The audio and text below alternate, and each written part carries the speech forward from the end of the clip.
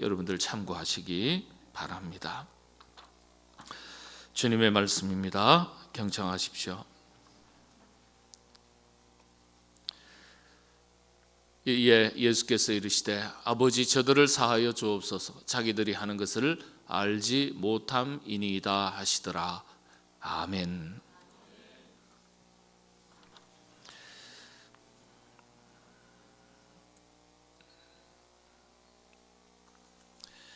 십자가는 인간의 뜻과 하나님의 뜻이 충돌하는 현장이다.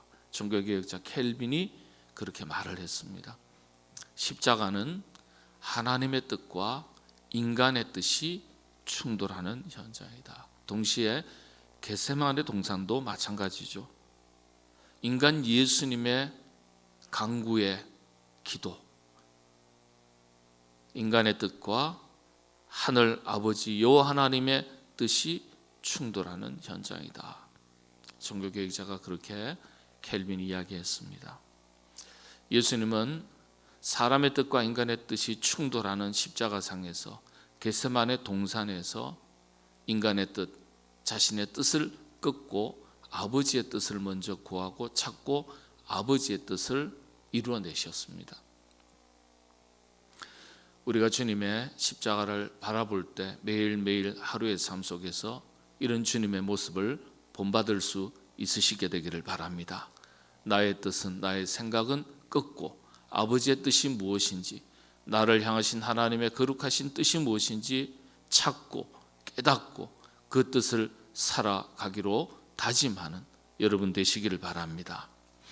우리가 주님의 가상치른 주님의 십자가 상에서 우리에게 들려주셨던 말씀을 우리가 생각해 볼 때 오늘 첫 번째 말씀, 아버지 저들을 사하여 주옵소서 자기들이 하는 것을 알지 못함이니이다. 이 말씀 속에서 우리는 주님의 용서의 마음을 배울 수 있습니다. 용서를 배울 수 있습니다. 힌두교의 위대한 성인 인도의 마하트마 간디가 그런 얘기를 했습니다. 시편을 몇 번이나 완독을 하신 분이에요. 이분이요. 그러면서 예수님에게로부터 배운 것이 있다는 거예요. 예수님에게로부터 자신은 용서를 배웠다 그랬어요. 자신의 종교 힌두교에서 용서를 배운 것이 아니라 타 종교인 우리 기독교 예수님을 통해서 용서를 배웠다. 비폭력, 무장, 평화주의 그렇게 알려져 있지 않습니까? 그 간디가 그 용서를, 비폭력을 예수님에게서 배웠다고 이야기합니다. 인간에게 여러분 우리가 다 잘 아는 것 아니겠습니까? 가장 큰 어려움이 용서에 대한 문제예요. 머리로는 알아도 마음으로 이게 잘 해결되지 않는 문제가 용서의 문제입니다. 성경에 용서의 사람이 있지 않습니까? 구약에 예수 그리스도라는 별명이 있는 요셉입니다. 자기 자신을 팔았던 형제들을 용서했어요. 여러분, 나에게 싫은 소리, 싫은 말, 상처 하나만 주더라도요, 우리가 온몸을 떨면서 분노하고 원수 갚고자 하고, 나와는 아무런 상관이 없어도 시기하고 질투하고, 그게 인간의 본능 중에 하나거든요. 근데 나를 팔았다 그랬어요. 자신을 팔았습니다. 도저히 용서할 수 없는 거예요. 팔았기 때문에 그 이후로 겪게 된 인생의 수많은 우여곡절은 얼마나 큰 고통이 되는지 몰라요. 그런데 자신을 찾아온 형제들을 향해서 이렇게 이야기합니다. 당신들이, 형님들이 나를 이곳에 팔았다고 해서 근심하지 마소서, 한탄하지 마소서. 하나님이 생명을 구원하시려고 나를 당신들보다 먼저 보내셨나이다. 하나님께서 자기를 앞서서 먼저 보내셔서 그 땅에, 큰 고향 땅에 기근이 가뭄이 닥쳤을 때 가족을 구하도록 하시기 위해서 앞서서 애굽 땅으로 자신을 보내셨다는 거예요. 팔려온 것이 아니라 보냄을 받았다는 의식이 있었던 거예요. 인간적으로 보면은 요셉은 형들이 팔아버리는 사람처럼 보일지 몰라도 그 속에 하나님의 뜻이 있었다는 거예요. 나는 팔린 인생, 팔려온 인생이 아니라 보냄을 받은 인생이었다. 하나님의 뜻이 있었다. 그러니까 하나님의 뜻이 있었기 때문에, 하나님의 뜻을 알았기 때문에, 하나님의 뜻을 깨달았기 때문에 형제들을 용서할 수 있었던 거예요. 용서하지 못할 것이 너무도 많은 이 세상입니다. 사람들 속에서 7번씩, 70번씩이라도 용서하라는 주님의 말씀을 우리가 잘 알지만은 이걸 실천하고 산다는 것이 참 어렵습니다. 그래서 어려운 일이기 때문에 우리 자신의 힘으로 할 수 있는 게 아니에요. 용서는요. 자기 힘으로, 우리 힘으로 할 수 있는 것은 우리 힘으로 하면 되는 거예요.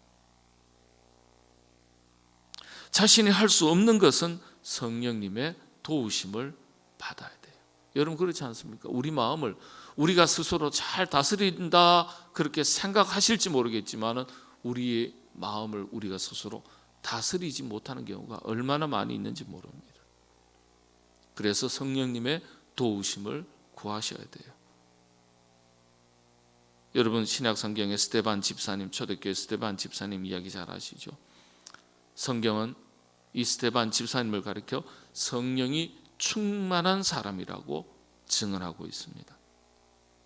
이런 성령이 충만한 사람이었기 때문에 돌로 자신을 치는, 죽음에 이르도록 하는 그 사람들을 향해서도 용서를 구할 수 있었던 거예요.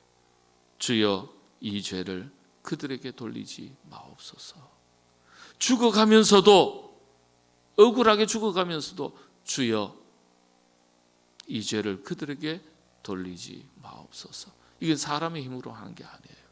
사람의 감정으로 할 수 있는 게 아니에요.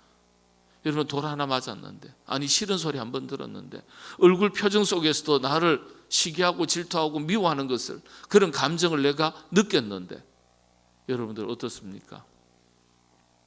작은 것 하나라도요 내 마음을 불편하게 해요.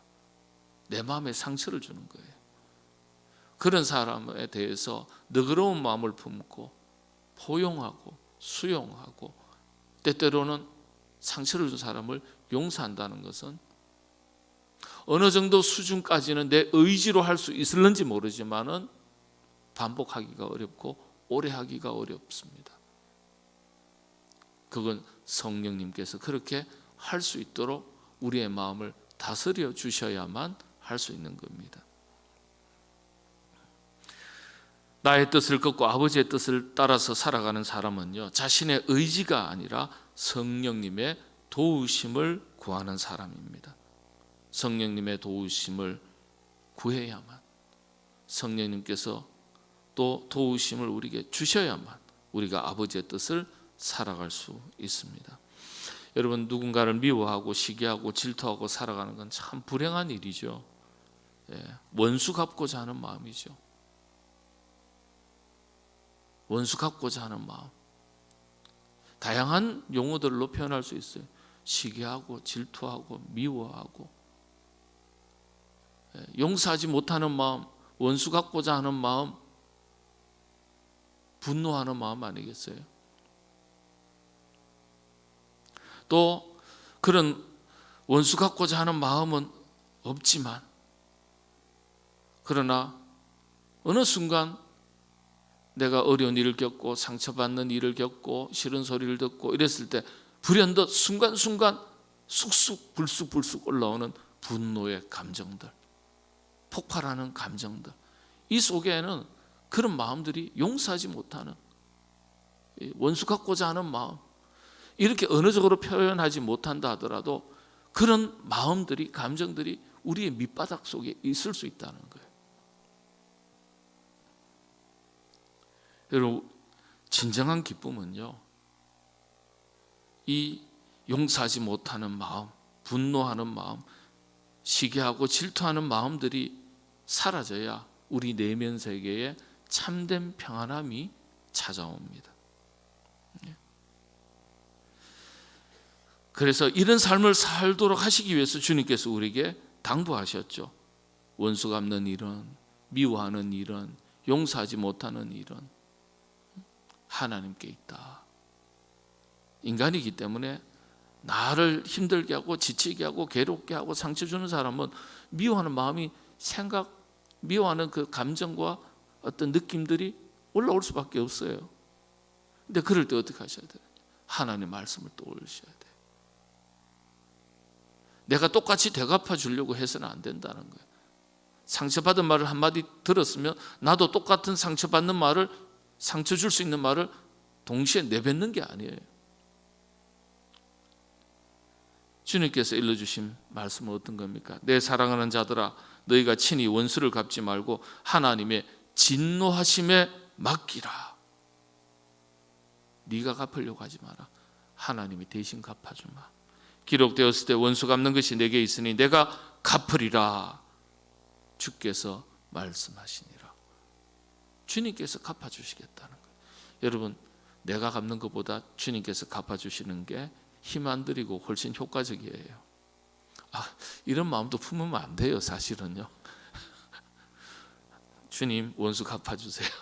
원수 갚아달라는 마음이 내 속에, 내면 속에 있는 거예요. 사라지지 않은 거예요. 뭐라고 우리의 언어가 바뀌어야 돼요? 주님, 용서해 주세요. 스테반 집사님처럼, 그죠? 이 죄를 저 사람에게 돌리지 말아 주세요. 몰라서 그런 것 아니겠습니까? 예.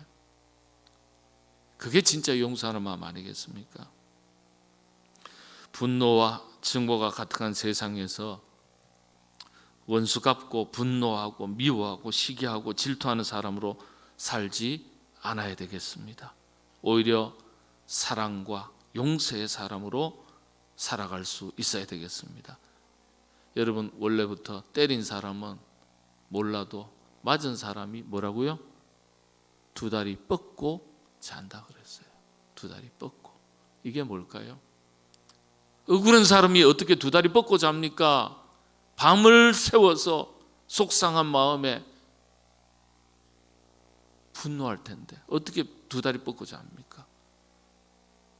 용서할 줄 아는 사람이 누리는 삶의 평안이다고 저는 그렇게 생각합니다.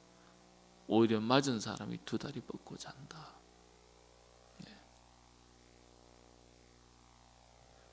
너그러운 마음으로 살아갈 수 있어야 되겠습니다. 내 뜻대로 안 된다고 속상해하거나 화내지 마시기를 바랍니다. 화내지 마시기 바랍니다. 화 잘 내시는 분들 화병에 먼저 가실 수 있어요. 세계 국제 보건기구죠. WHO에서 화병이라는 공식 용어가 등재되어 있습니다. 한국 사람의 오래 묵은 분노가 화병이라고 정의가 되어 있어요. 오래된 분노의 감정. 하나님 아버지의 뜻은 우리가 용서의 사람, 화평케 하는 사람으로 살아가기를 원하시는 것입니다.